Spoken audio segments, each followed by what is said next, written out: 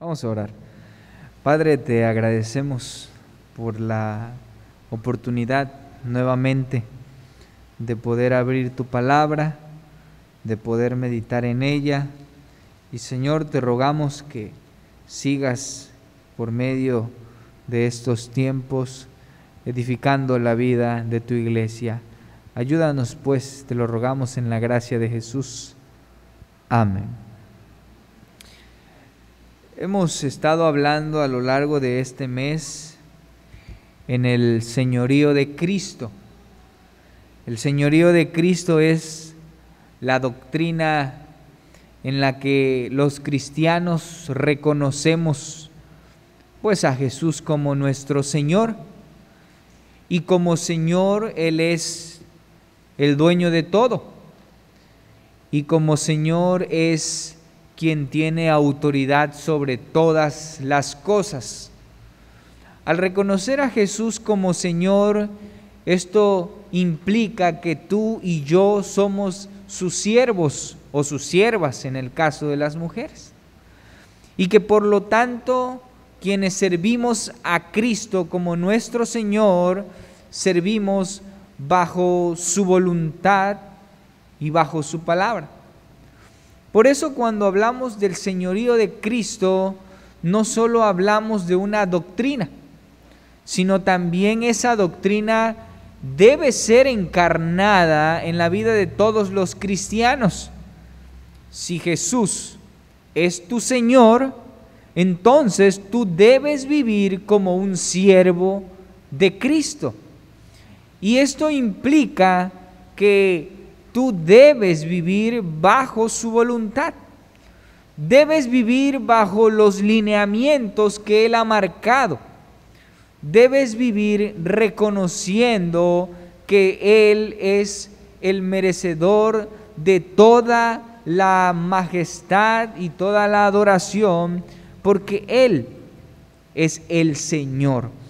Ahora, la semana pasada estuvimos hablando de que Cristo hacía evidente su señorío por medio de los milagros en la tarde. Y la realidad es que los milagros hablaban por sí solos. Los milagros daban un testimonio implícito de que Cristo es el Señor, debido a que sin duda nadie como Cristo ha podido hacer todas las obras que Él hacía, al grado de que Jesús llevaba a cabo sanaciones, llevaba a cabo también resurrecciones, y por ahí también mencionamos cómo Jesús desnudaba los corazones de los hombres, de tal forma que no era necesario que los hombres emitieran una palabra para que Jesús supiese lo que había en el corazón de las personas. Jesús, por medio de sus milagros, fue seguido por muchos, y muchos le reconocieron. Es decir, que Jesús fue reconocido como Señor y Dios solamente por sus obras, sin necesidad de decir que Él es Dios. El día de hoy vamos a ir a algunos pasajes que van a mostrarnos más evidentemente cómo Jesús se atribuía a sí mismo su propia deidad. Pero esto sin duda traía para Él problemas, porque los hombres de su tiempo y de su contexto no veían a Cristo como el Hijo de Dios, a pesar que todas las evidencias estaban a su favor. Sin duda alguna, todo esto traía a Jesús un peligro de muerte.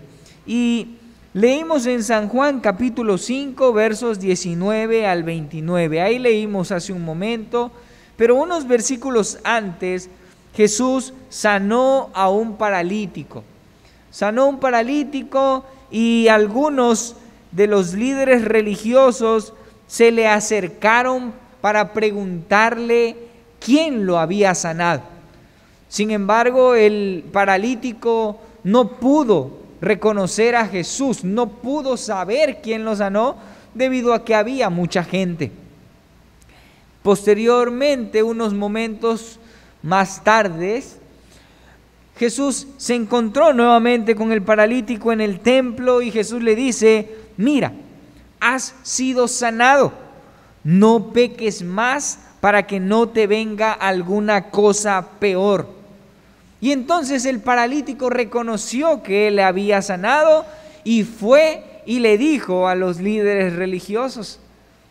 Los líderes religiosos se abalanzan contra Jesús y lo empezaron a cuestionar y quisieron matarle porque estaba sanando en el día de reposo. La respuesta de Jesús fue: mi Padre hasta ahora trabaja y yo trabajo. Y dice el último versículo 18 del capítulo 5: por esto los judíos aún más procuraban matarle, porque no solo quebrantaba el día de reposo, sino que también decía que Dios era su propio Padre, haciéndose igual a Dios. Cuando miramos estos pasajes y podemos observar cada uno de los detalles que estos versículos nos muestran, sin duda lo que podemos ver es que Jesús hacía evidente no solo que Él era Dios por medio de los milagros, porque sin duda Jesús con sus milagros mostraba que Él no era un hombre simple y cualquiera, sino que Él, como bien lo había dicho, Él tenía autoridad y tenía toda autoridad en los cielos y en la tierra. Los discípulos, cuando vieron que Jesús calmó la tempestad, preguntaron: ¿quién es este a quien también los cielos, las aguas, los mares le obedecen? Así que sin duda Jesús estaba demostrando por medio de sus hechos, por medio de los milagros, por medio de sus obras, que Él era Dios. Pero también sus enseñanzas comenzaron a evidenciar su divinidad.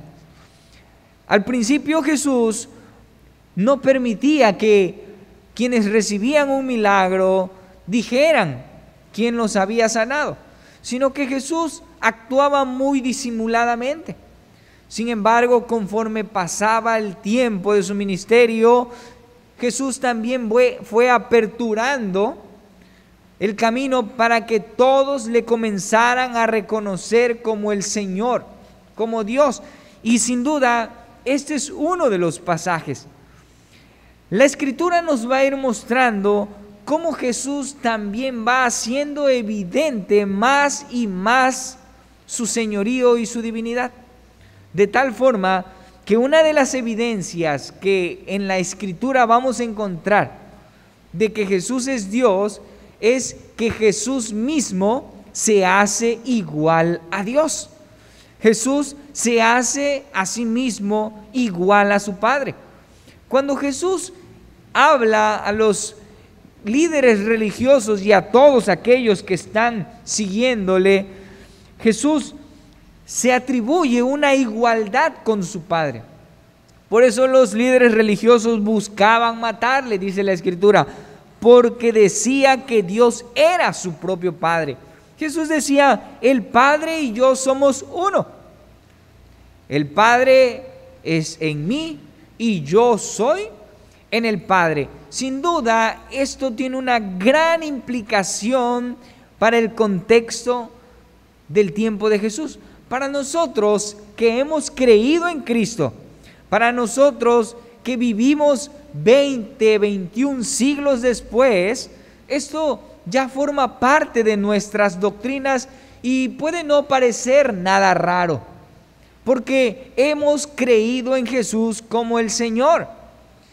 Sin embargo, para todos aquellos del contexto hace 21 siglos, donde Jesús no era más que un simple hombre, y así lo catalogaron, ¿no es este acaso el hijo de José, el carpintero de Galilea. Esto lo que implica es que veían a Jesús como un hombre cualquiera, y que Jesús se atribuyese a sí mismo su igualdad con el Padre, sin duda era para los líderes religiosos una causa muy fuerte para poder matarle. Reconocer a Jesús era muy difícil para ellos como el Señor y el Dios. Reconocerlo como Emmanuel, Dios con nosotros, no era algo fácil para los religiosos. Peor aún porque el corazón de ellos estaba asentado en la incredulidad. Por lo tanto, cuando vamos a la Escritura, podemos encontrar evidencias de que en la palabra verdadera de Cristo, Cristo también se atribuye así su lugar de Señor. Jesús mismo se plantea así como quien verdaderamente es. Y la porción bíblica que leímos, ahí vamos a encontrar sin duda el hecho de que existe una relación muy íntima entre el Padre y el Hijo, de tal forma que el Padre dice, ama al Hijo y le ha mostrado todas las cosas. Jesús va a argumentar que todo lo que hay en el Padre también está en el Hijo. El poder que tiene el Padre lo tiene el Hijo. La vida que hay en el Padre, asimismo, está en el Hijo. Es decir, todo lo que Dios Padre tiene en sí, se lo ha dado al Hijo porque ambos son uno. Jesús se hace igual a su Padre porque ambos son iguales. Y sin duda esta es una de las doctrinas más sólidas que los creyentes tenemos. Hemos creído sin duda que Jesús es el Hijo de Dios encarnado. Y como Hijo de Dios, este también es digno y merecedor de toda la honra, de toda la gloria y de toda la majestad. Si no fuera por esta doctrina, nosotros veríamos a un Jesús simplemente humano. Pero las evidencias de que Jesús es Cristo, aquí están en su palabra.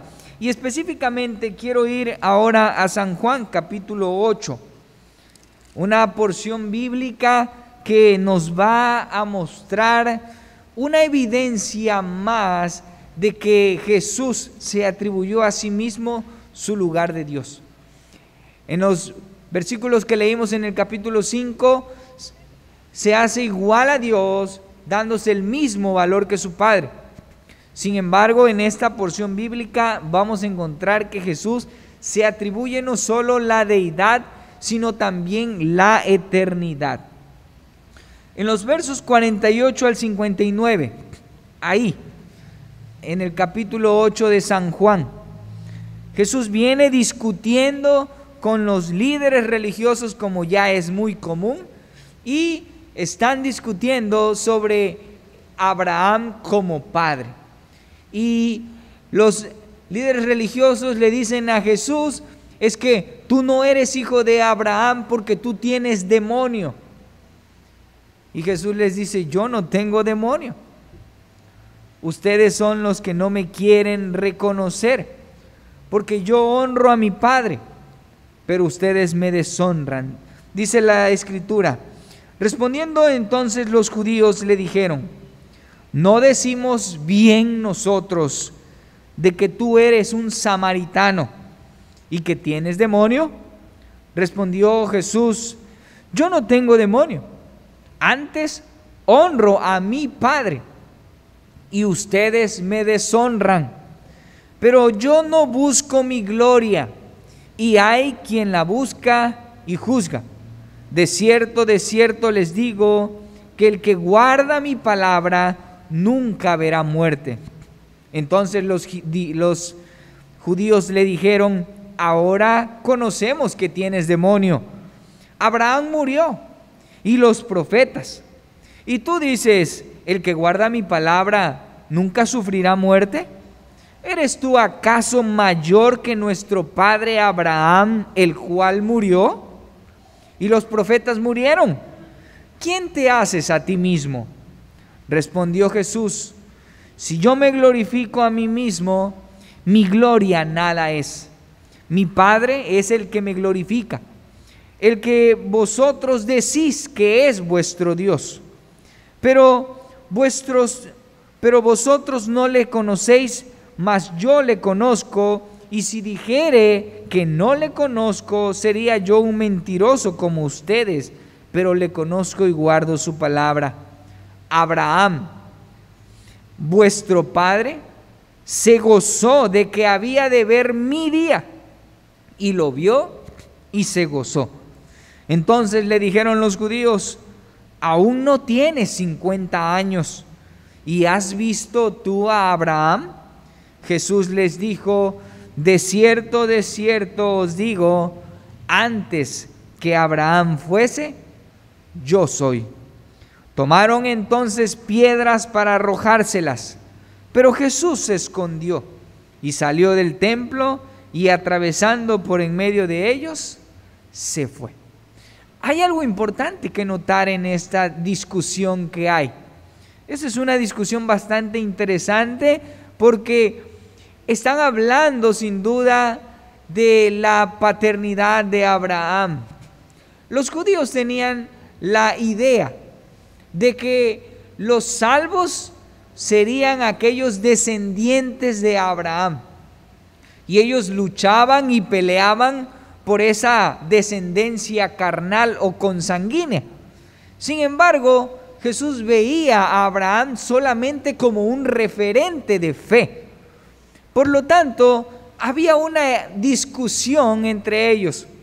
Jesús sin duda sabía que la salvación es por fe, pero los judíos tenían esta muy arraigada creencia de que la descendencia era la que justamente les salvaría. Ante tal circunstancia, Jesús argumenta que él ya conocía a Abraham y que Abraham se había gozado de conocer a Jesús. Y he aquí el golpe que existe en la mente de los judíos cuando dicen, apenas no tienes ni 50 años, eres muy joven. Jesús tenía aproximadamente unos 32 años. Y le dicen, eres muy joven, ni siquiera llegas a los 50. ¿Cómo es que tú conoces a Abraham? Y la realidad es que esa es una pregunta irónica, porque si Jesús hubiese tenido 50, tampoco hubiera conocido a Abraham. O si hubiera tenido 100, mucho menos. Abraham tenía fácilmente unos 1800 años antes de Cristo, de su existencia. A lo que se hacían una referencia era que Jesús no era tan viejo como para haber conocido a Abraham. Y la respuesta de Jesús es la que genera mucho ruido. Dice, verso 58, de cierto os digo, antes que Abraham fuese, yo soy. Y esto es lo que causa un tremendo ardor de odio e ira en los judíos, porque no sé si usted se da cuenta la última palabra que está allí, que dice yo soy. Ese es el nombre de Dios. Ese es el nombre que Moisés recibe frente a la zarza de fuego. Cuando Moisés pregunta, y si los israelitas y también el gobernador me dicen, ¿quién me ha enviado? ¿Qué les voy a responder? Bueno, diles que yo soy, te ha enviado. De tal forma que Jesús le está diciendo aquí a estos judíos, es que antes de Abraham, yo ya era Dios, yo ya existía, yo ya estaba presente. Y entonces esta palabrita que pareciera no tener ningún lugar importante es la clave del ardor y del odio que desatan los judíos, y que por tal razón, dice el texto, tomaron entonces piedras para arrojárselas.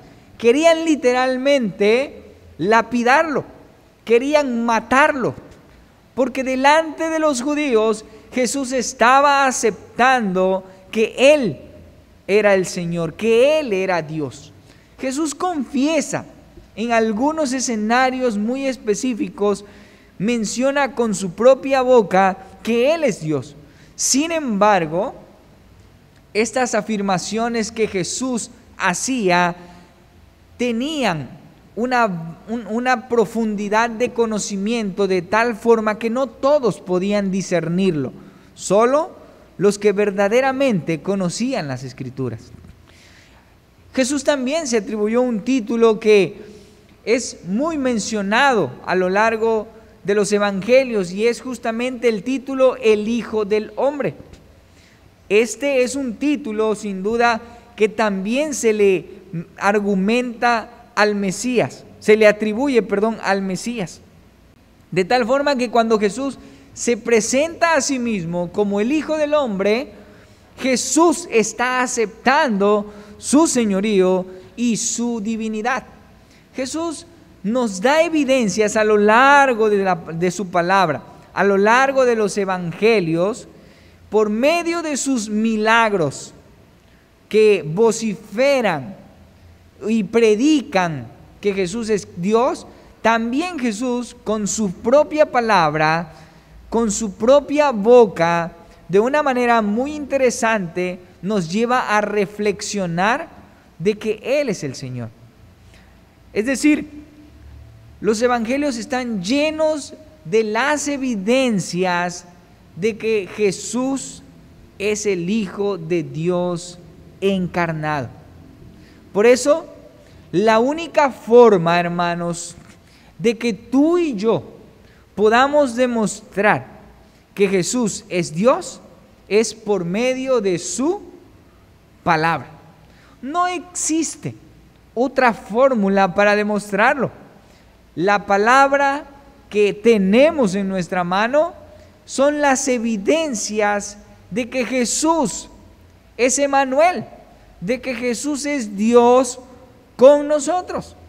No existe una evidencia científica, solamente existe su palabra. Y de la misma forma, quienes creen por la fe esta palabra, entonces reconocen a Jesús como su Señor y asimismo se hacen siervos de su señorío. Es por demás querer discutir, pues, con personas que no han creído en Jesús como el Hijo de Dios, que no tienen una confianza en las Escrituras, los mal llamados ateos en su momento también. Es por demás entrar en discusiones con este tipo de personas que no tienen una confianza en las Escrituras, porque la evidencia de la divinidad de Cristo está en esta palabra, quien es el testimonio de sus obras, pero también el testimonio de sus mismas enseñanzas. La fe es la que en todo también nos rige para creer en este señorío. Y es justamente lo que pasa con Tomás, uno de los apóstoles. La semana pasada también mencionábamos un poco de este apóstol incrédulo, y que por eso Jesús le exhorta, porque una vez resucitado, como todos entendemos, ¿verdad? Jesús se presentó ante algunos discípulos, estos llevaron las noticias al resto, y Tomás dijo: hasta que yo no meta mi dedo en los huecos de sus manos y mi mano en su costado, yo no creeré. 8 días después Jesús se aparece y llama la atención de Tomás diciendo: bienaventurados aquellos que creyeron y no vieron. Sin duda Jesús aquí está apelando a la fe. Jesús está apelando a que todo aquel que cree en las palabras que Él ha dicho, que cree en la medida de la confiabilidad de sus dichos, esos que creen sin querer buscar evidencias tangibles, esos son bendecidos, son dichosos, son llamados bienaventurados. Por lo tanto, sin duda, la doctrina del señorío de Cristo, hermanos, es una doctrina que tú y yo creemos por la fe en la palabra de Dios. Porque esta palabra es nuestra prueba, es nuestra garantía de que Él es, era y seguirá siendo el Señor, porque Él es uno con su Padre, porque Él ha existido por los siglos de los siglos. Y sin duda, este señorío es el que rige la vida de todos los creyentes.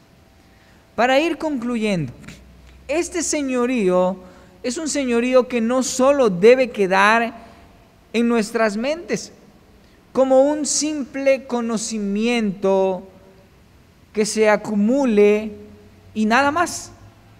Sin duda, el señorío de Cristo tiene una gran implicación para todos los que han creído en Cristo como su Señor. Y es que el señorío de Cristo pone a Jesús en una posición y coloca al hombre en otra. A Jesús lo coloca acá, en lo alto, como que Él es el Señor de todas las cosas, aún de nuestras vidas. ¿Y yo en dónde estoy? Bueno, yo estoy debajo, siendo el siervo del Señor. Y como siervo del Señor, tú y yo entonces estamos bajo su señorío, regidos por su autoridad, porque Él tiene autoridad en los cielos y en la tierra, y eso te incluye a ti y me incluye a mí. Ese señorío, pues, que me gobierna, debe ser un señorío que se haga evidente. ¿Cómo? Bueno, a lo largo de la Escritura, Jesús mostró mucho de su palabra, mostró cómo el creyente debe vivir, mostró cuál es la buena y perfecta voluntad de su Padre y la cual debemos seguir. Mostró muchos dichos y corrigió muchos malos dichos de la forma de vivir del hombre aquí en este mundo, de tal forma que el hombre debe vivir conforme al Espíritu que hay en Dios y que hemos recibido nosotros. La mayor evidencia de un cristiano de que Cristo es su Señor es porque él como siervo o ella como sierva viven una vida como su Señor, van siguiendo los pasos de su Señor, viven conforme a sus dichos y su voluntad, porque quien rige y gobierna mi vida es ese Señor. Así que en ese sentido, Jesús como Señor es más que una simple doctrina, es un estilo de vida en el cual tú debes y yo debo vivir. Que mi vida hagan evidente que Cristo es mi Señor. ¿Cómo? Sometiéndome a su palabra, sometiéndome a su voluntad, viviendo conforme a sus enseñanzas y dichos. Alejándome pues de todo aquello que es en contra de la voluntad de Dios y de su Hijo en mi vida. Y yo he de vivir entonces como este siervo del Señor. Concluyo ahora sí con esto. Recuerde usted que cuando a Jesús lo tomaron para ser preso y muerto, ¿sí?, los discípulos se esparcieron, y eso lo mencionamos también la semana pasada. Y uno de estos apóstoles ya lo negó 3 veces. ¿Sí recuerda cuál fue? Pedro. Muy bien, Pedro. Pero este Pedro, si usted busca en los evangelios, en algún momento fue confrontado y se le dijo: este es discípulo de aquel, porque habla como uno de ellos. Note usted lo que se le está diciendo a Pedro, lo que se le está señalando. Este es uno de ellos, es discípulo de aquel, porque habla como uno de ellos. Un siervo siempre se va a distinguir porque vive como su Señor. El señorío de Cristo es más que una doctrina. El señorío de Cristo es una doctrina que usted tiene que encarnar en su vida, y como siervo o sierva debe vivir como su Señor, que es Cristo. Acto seguido de esa acusación que le hicieron al apóstol Pedro, o esa señalización, ¿qué hizo el apóstol Pedro? Comenzó a maldecir. Se le dijo: él es discípulo de aquel porque habla como uno de ellos, y acto seguido Pedro comienza a maldecir y después canta el gallo. ¿Por qué Pedro comienza a maldecir? ¿Por qué? ¿Se ha preguntado? Pedro comienza a maldecir porque lo acusaron de que hablaba, ojo, hablaba como Jesús. ¿Había maldiciones en la boca de Jesús? Cuando Pedro comienza a maldecir, lo que está haciendo es negar a Cristo con sus palabras. Está diciendo: yo no soy de Él, y se los voy a confirmar, y empieza a maldecir. Es una forma de volver a negar a Cristo, pero ahora lo niega con hechos. Lo que quiero decirle es que un siervo del Señor no se puede ocultar.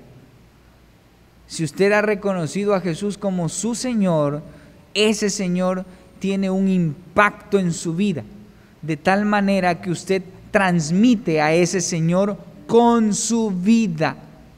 Y así como el apóstol Pedro fue señalado de que era uno de ellos porque hablaba como ellos, entonces usted tiene que ser identificado, porque los hijos de Dios, los siervos del Señor, tienen que dar evidencias del señorío de Cristo en sus vidas. Usted, que ha creído en el Señor, tiene el arduo compromiso y la tarea de ser quien transmita el señorío de Cristo por medio de su ser, de su vida, de su hablar, de su conducta y de todo cuanto es usted como hijo o hija de Dios, siervo y sierva del Señor. Dios nos bendiga.